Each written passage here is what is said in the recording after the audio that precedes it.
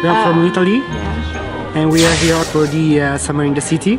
I've come from Bedford and I've come for Summer in the City.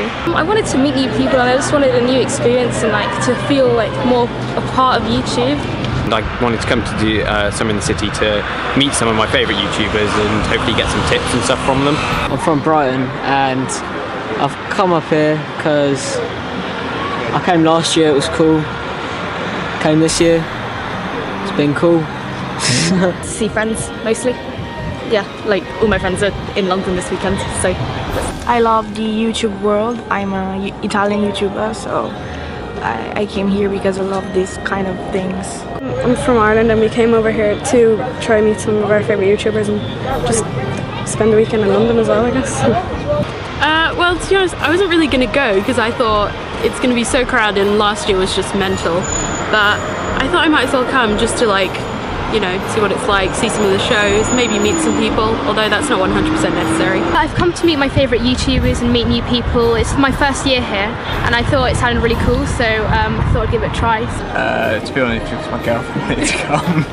But yeah, it's been a good experience, meet all the people that we actually watch them online and stuff like that. The YouTube community to me means people with the common interest of making videos, sharing, having fun with content together. I think that YouTube is kind of like a family in a way, and I feel like the YouTube community is quite pieced together, and it's really nice how everybody communicates with each other outside of the internet. It's really strong. I think it's really strong. It seems like people are genuine friends on YouTube and that they support other creators as well as their own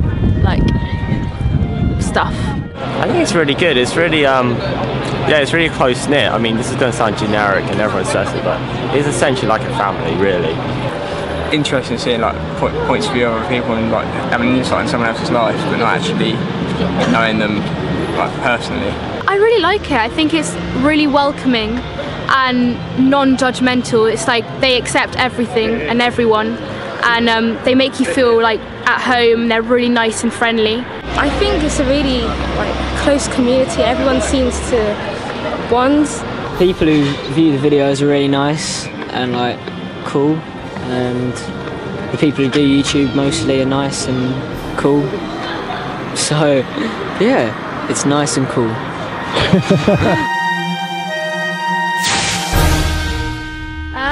Meeting new people, I guess, and YouTubers that I really like. I've managed to meet quite a few in meet and greets, and the live music, and my ticket was £12 and I think it's really worth it actually. I like the fact that everyone can just talk to each other and stuff.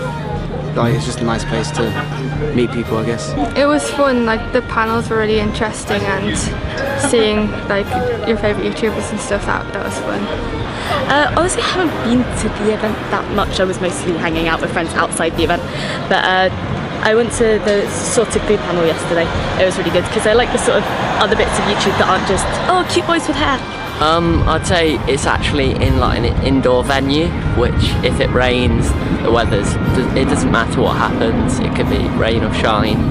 The interview of the YouTubers were really interesting, and I really enjoy it. And I think the bar was definitely the highlight of this event, because I don't know, everyone was oh wow, they've made it into internet kind of things, and actually the drinks are really nice. There's lots of catering as well, so you can eat in the venue. I think some of the live music's been really good, and just meeting some of the smaller YouTubers and people not everyone's miles long queue for, so you can just actually speak to them and stuff like that. Meeting Tyler Oakley, meeting people who watch my videos, and hanging with friends. Well, I've had a lot of fun just queuing up with people, yeah. And then I've seen YouTubers too, as well. I really like the main stage, and I think the meet and greets are a really good idea as well, because you can meet all your favourite YouTubers, and yeah, it's been really good. The stage, as that's very big and it can fit a lot of people in it, and so it has a really good atmosphere to it. The main stage has been good. We're going to see a talk in a bit, and hopefully that'll be interesting about kind of how it's been created. Yesterday we caught like the maker of YouTube having a little chat about how much it's grown, and that was really interesting because we didn't really know how big it is. The panels and stuff like that, the shows on the main stage have been really good. Some of my highlights for this year's event were I got Carrie Fletcher to be in one of my music videos. I got to dance front row of Mr. Weeble, who was amazing. And I just got to hang out with my friends, having a great time in London. I came to meet lots of big YouTubers as like I aspire to be them. Just to meet people I watch on YouTube, like the people I watch every day.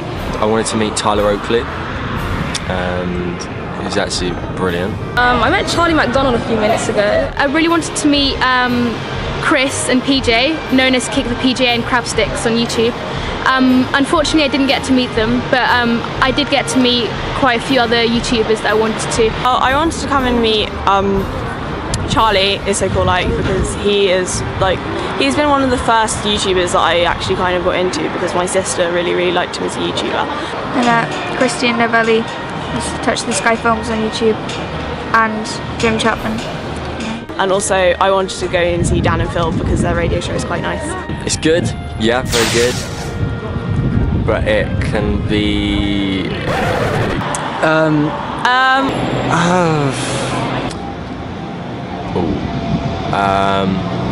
For the queues. Queues. Queuing and Queuing. It's crowded, and I'm not a huge fan of crowds. It gets crowded, very crowded. This year is like a bit boring because it's just a queue. So many people in Summer City this year that just queuing is horrendous, and you can wait hours and hours if you want to meet like a big YouTuber, and it's just not possible.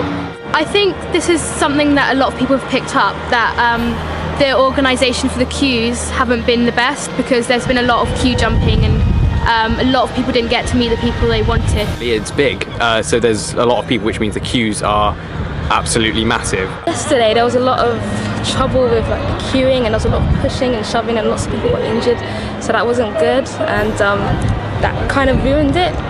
The meet and greets, the lines are way too long. Because some people were waiting about 3 hours, well 4 hours yesterday to meet Dan and Phil. I suppose I've heard a lot of people complain that some people may just get a little too obsessive with everything.